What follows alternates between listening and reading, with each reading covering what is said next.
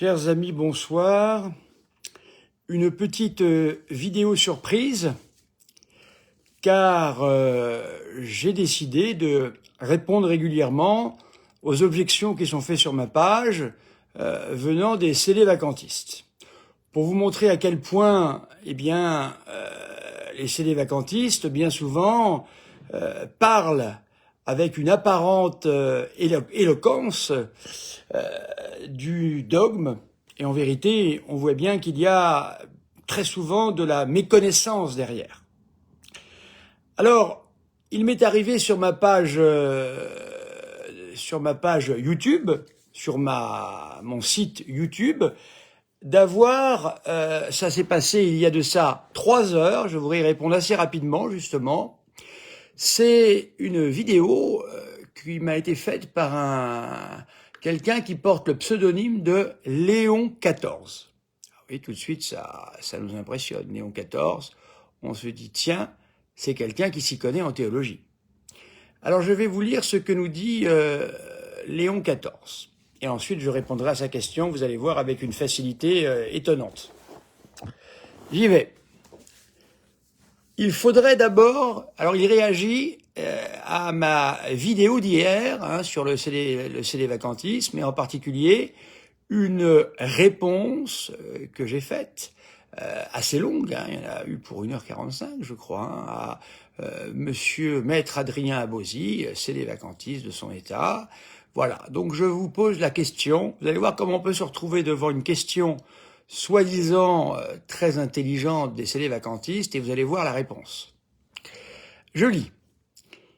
Alors, il me répond. Il faudrait d'abord, bien sûr c'est moi, vous ne trouverez jamais mon père, monsieur l'abbé, non, au mieux ça sera monsieur, ou alors il vous parle comme ça directement, comme il parlerait, je ne sais pas à qui, à son frère par exemple, ou à son petit chien, je ne sais pas, j'hésite parfois à savoir dans quelle catégorie nous mettent-ils.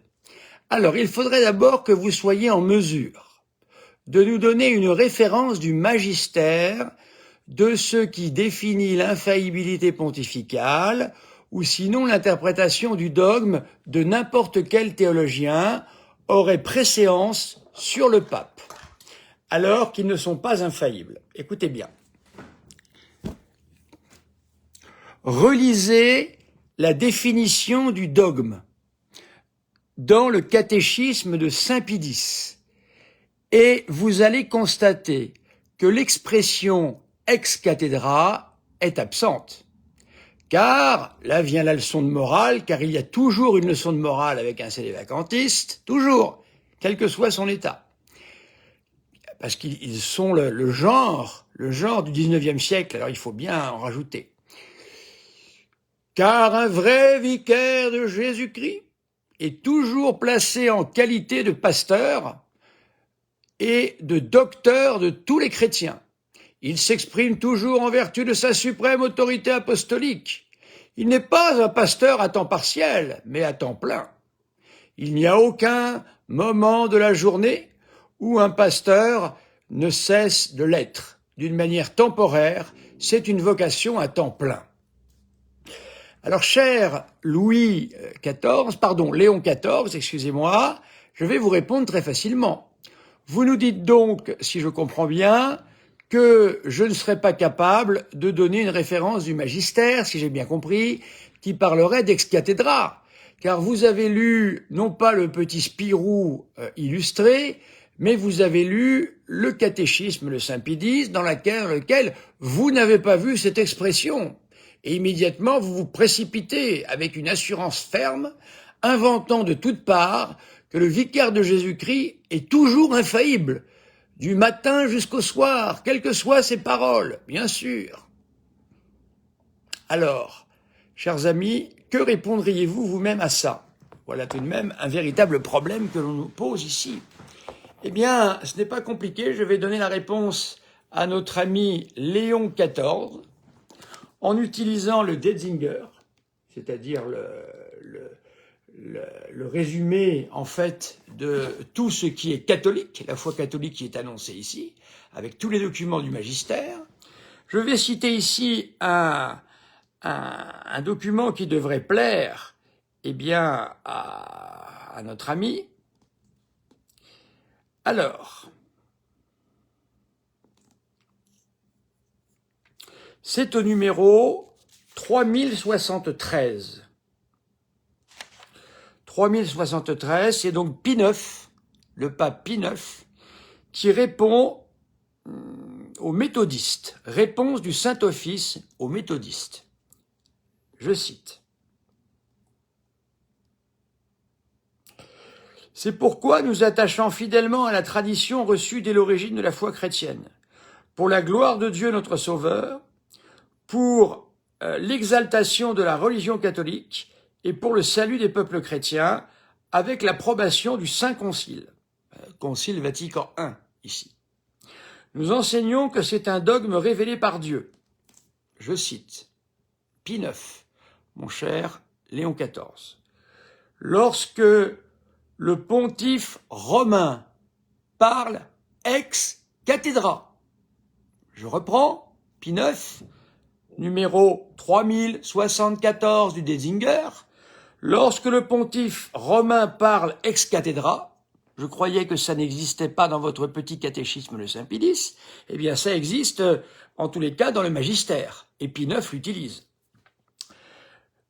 C'est-à-dire, lorsque remplissant sa charge de pasteur et de docteur de tous les chrétiens, c'est-à-dire quand il y a les formulations adéquates, ad hoc si vous préférez, ou idoines si vous voulez avoir un langage plus ecclésiastique, lorsque les formes sont idoines, lorsque tout est en place pour que le successeur de Saint-Pierre, eh bien, nous enseigne de manière infaillible, il va devoir placer un certain nombre de choses. Et vous voyez, ici, Pie IX, mon cher Léon XIV, utilise bien le terme ex cathedra. En savez-vous peut-être plus que Pie IX? Ou bien peut-être allons-nous trouver quelque chose de fameux? Peut-être que Pie IX n'était pas vraiment un pape. Ben oui, on peut en ajouter un de plus, après tout, un de plus, puisqu'il utilise un terme qui n'est pas validé par notre ami Léon XIV. Je continue. Donc lorsque le pontife romain parle ex cathedra, c'est-à-dire lorsque remplissant sa charge de pasteur et de docteur de tous les chrétiens, il définit en vertu de sa suprême autorité apostolique qu'une doctrine en matière de foi ou de morale doit être tenue par toute l'Église. Il jouit, en vertu de l'assistance divine qui lui a été promise en la personne du saint de Saint-Pierre, de cette infaillibilité dont le divin Rédempteur a voulu que soit pourvue son Église, lorsqu'elle définit la doctrine sur la foi ou la morale. Par conséquent, ces définitions du pontife romain sont irréformables par elles-mêmes et non en vertu du consentement de l'Église. Si quelqu'un, ce qu'à Dieu ne plaise, avait la présomption de contredire notre définition, qu'il soit anathème.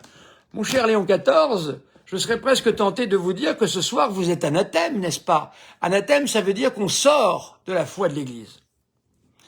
Alors, mon cher ami, avant de faire des affirmations, essayez tout de même de vous renseigner un petit peu. Allez voir peut-être vos abbés, votre évêque. Voilà, c'est ce qui s'appelle, comme on lisait dans un certain journal, pan sur le bec. Ça veut dire que, eh bien, mon cher ami, ici, vous êtes échec et mat. Vous avez bien vu que le pape Pie IX lui-même utilise le terme ex cathedra. Vous pouvez voir ce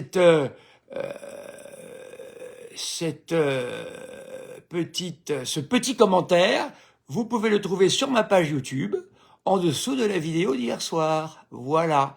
Vous voyez que nos amis célévacantistes, eh bien, affirment bien des choses. Et ils ont beaucoup de mal à les prouver, ces choses. Surtout quand on dit de telles bêtises. Voilà, encore une bêtise de plus. Voyez-vous, c'était comme lorsque Maître Abosi nous affirmait que après le pape Pie XII, il n'était plus jamais question, dans les documents officiels, de l'Église nommée comme le corps mystique du Christ. Or, j'ai trouvé plus de 7 occurrences, sans chercher de trop. Et, voyez-vous, à Maître Abosi, non, Maître Abosi ne m'a pas répondu encore, c'est pas fait. Mais vous voyez comment, encore une fois, une bêtise est dite, car Léon XIV nous affirme de sa propre chair, sans m'appeler mon père, rien du tout. Hein, il est au-dessus de moi, bien sûr. Et il nous dit que le pape est infaillible du matin jusqu'au soir. Oui, voyez-vous, il ne faut pas qu'il se trompe. Il a intérêt à faire attention à ce qu'il dit, le pape. Parce qu'il suffit de n'importe quelle chose, du matin au soir, nous dit-il. Hein. Il fait beau, le pape est infaillible. Non mais, alors c'est pas en matière de foi et de mœurs, c'est vrai. Mais, en tous les cas, voyez-vous, si le pape fait une blague, hein, et si le pape dit quelque chose de moral à je ne sais qui, quelque chose à contrario, eh bien, est-ce qu'il sera infaillible? Enfin, arrêtons là les bêtises. Le pape est bel et bien infaillible lorsqu'il est ex cathedra et lorsqu'il met, c'est-à-dire les formes nécessaires, suffisantes, afin d'affirmer cette infaillibilité. Je vous rappelle, mon cher Léon XIV, que jusque-là, le pape n'a une seule fois utilisé cette arme doctrinale que l'on appelle l'infaillibilité, et il l'a utilisé quand? Au moment de l'affirmation de l'Assomption de la très sainte Vierge Marie, au moment, eh bien, où Pie XII a décidé de faire cette déclaration. N'oubliez pas, mon cher Léon XIV, non plus, que Pie XII a consulté tous les évêques du monde avant. Il ne s'est pas lancé comme ça à l'aventure. Il a donc affirmé quelque chose ex cathedra, mais qui était déjà connu dans toute l'Église et qui était célébré, puisqu'il y avait déjà des fêtes liées à l'Assomption de Notre-Dame. Voilà. Alors, mon cher Léon XIV, faites attention à ce que vous dites, parce que vous n'êtes pas un très bon représentant de la doctrine que vous défendez. Voilà, chers amis, j'ai voulu tout de même me faire ce petit plaisir. Voilà. Hein, j'en épinglerai d'autres encore, mais vous voyez à quel point ces gens sont sûrs d'eux-mêmes.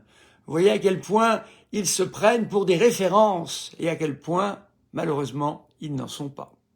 Je vous salue Marie, pleine de grâce, le Seigneur est avec vous, vous êtes bénie entre toutes les femmes, et Jésus, le fruit de vos entrailles, est béni.